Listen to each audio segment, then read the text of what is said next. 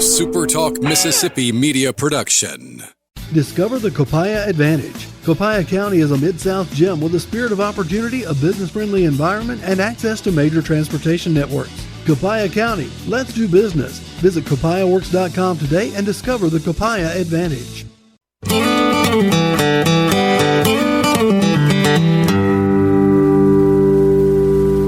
Welcome, my friends, to another episode of Mississippi Magic. Roberta's entire life, a life that finds itself prominently recorded in the pages of music history for this Mississippi legend, is one that seems to be even more than average, defined by life's choices. Some she made, some made for her. Next, some things you may not have known about Roberta in this episode of Mississippi Magic titled Life's Defining Choices. But first, our good friends at Divinity Equipment want you to know that during these trying times of the corona pandemic, that customer safety is priority number one. Every possible measure is taken upon your visit to Divinity Equipment 51 North in Madison and Divinity Drive in Jackson. You see, the Divinity team understands life goes on, grass keeps growing, jobs don't complete themselves, and work doubles if it's not accomplished. That's why right now, from the Kubota dealer that's the oldest in America, you'll find the best selection, prices, financing, and service from the same company earning an elite status as a Kubota dealer. Check them out for sales and rental at DivinityEquipment.com or call them if you have any questions at all. And you can count on this, the Divinity team is there for you.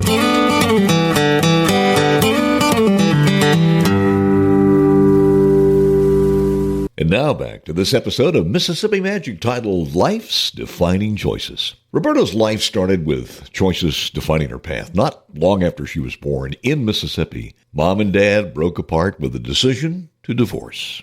Then came another choice, a choice made by her mother to move to California.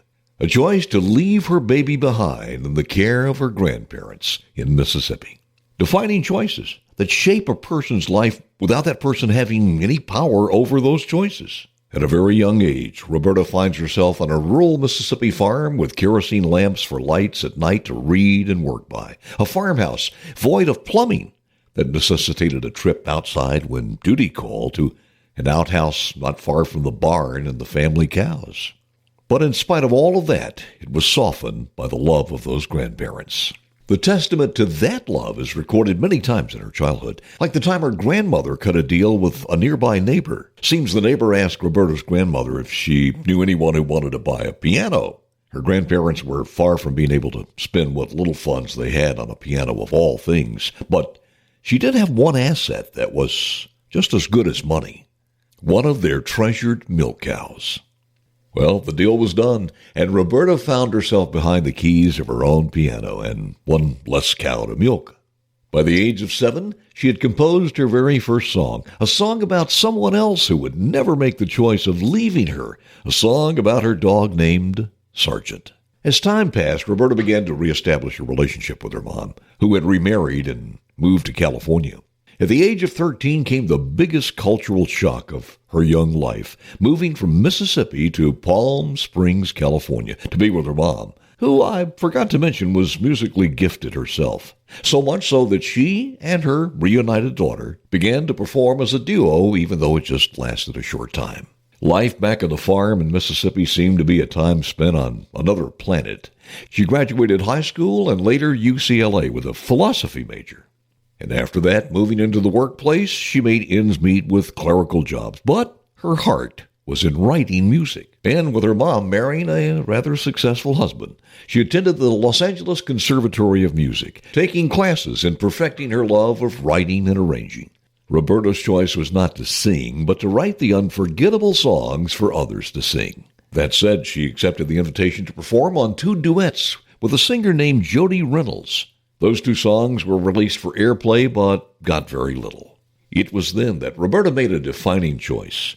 Instead of writing songs like the 2 failures just released, Stranger in the Mirror and Requiem for Love, she decided to write about songs that came from the heart and soul of her Mississippi childhood. Those were the deeply embedded places, people, and choices that shaped her life back in Mississippi. And that she did. And then Mississippi Magic happened. She exploded out of nowhere with one of the first stories put to lyrics and music. She took the world by storm. Her song dominated the top spot on the Billboard Hot 100 chart for 4 weeks. Roberta's song ended on the year-end chart in the number 4 position for the entire year of all the songs. And you should know, her incredible talents in writing and singing on that one song almost didn't happen because of a choice that Roberta almost made. I'll tell you about that later. What is important is that she made the right choice, and the single sold 3 million copies worldwide. The little farm girl from Mississippi got back to her roots, and that choice produced a blockbuster that even knocked the Beatles from the top of the charts. Amazingly, the song even reached number 5 on the Billboard Black Albums chart. The song even garnered Roberta 3 Grammy Awards, and the title is the Academy of Country Music's Most Promising Female Vocalist.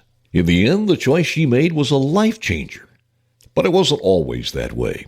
Roberta's track record in marriage may have, in some way, been influenced by her mom and dad's divorce at such an early age.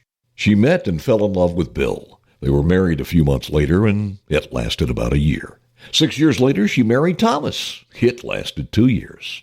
2 years later, she met Jim. He was in the business. They got married. That lasted 2 years. 3 marriages in 5 years. So if you're counting, that's 2 mega hits and 3 divorced husbands. Seemed that her choices in songs were a lot better than in men. So as time went on, a change in management at the record label, a short-lived variety show on television, a Las Vegas review that lasted 10 incredible years, and a long list of personal appearances, like her very last one at the Academy of Country Music Awards in 1982. After that, she packed it up, moved back south, and disappeared. So much so that since that appearance in 1982, Roberta has created a bit of mysterious aura by choosing not to record, perform, or even be interviewed. Well, she probably doesn't need to. You see, after moving to California to be with her mom, who had remarried, as I mentioned, to a very successful man in Palm Springs, California, Roberta Lee remembers telling her mom one day that she would be rich. Well, in the late 60s, when she was at the top of her career, she invested $50,000 in the NBA's Phoenix Suns. When she sold her ownership in the late 80s, most think the investment to the Mississippi gal was worth millions. And by the way, the first guy she chose to marry, Bill Harrah, Harrah's Casinos. Defining choices. Those are the ones made that are as different in a person's life as a thunderstorm is to a tornado. Roberta Lee's choices made on that first mega hit, the same song whose lyrics told a story so volatile that a movie was made to bring it to life in theaters across the world. The same haunting song whose lyrics were so unforgettable, even the very date is emblazoned in the minds of fans forever. Was it 3rd of June, another sleepy, dusty Delta day? I was out chopping cotton and my brother was baling hay. I was born in Chickasaw County. When I was 6, we moved to another region in Mississippi called the Delta. And we lived between 2 rivers. One was the Yazoo, and the other was the Tallahatchie. Wipe your feet. And then she said, I got some news this morning from Choctaw Ridge. Today, Billy Joe McAllister jumped off the Tallahatchie Bridge. Of course, we don't know her by her name Roberta. You see, she took the stage name from a 1952 movie about a poor but beautiful girl who lived in the backwoods of the country but found fortune by getting married to the town's richest man. A defining choice made to change her name from Roberta Lee Streeter came from the movie titled Ruby Gentry. We know her, of course, as Bobby Lee Gentry, hometown gal raised on a farm in Chickasaw County, Mississippi. You know, maybe it was also her life's experience and failed marriages that produced her second biggest hit, about a young girl born white trash who was groomed to be a hooker by a poor and dying mother as the only way out for her daughter. That second blockbuster was all about a beautiful young girl named Fancy, who ends up in, as the song says, an elegant Georgia mansion and a New York townhouse flat. It has been a life of defining choices, one of those choices larger than all the others. Here's why.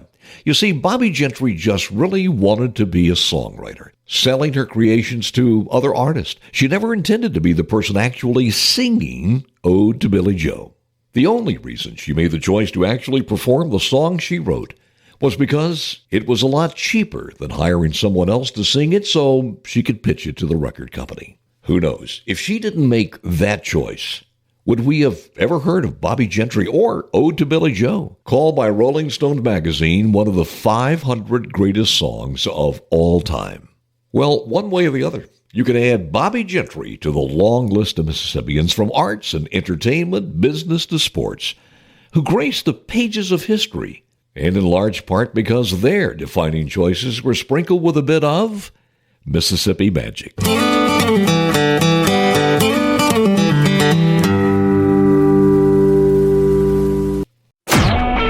A SuperTalk Mississippi media production.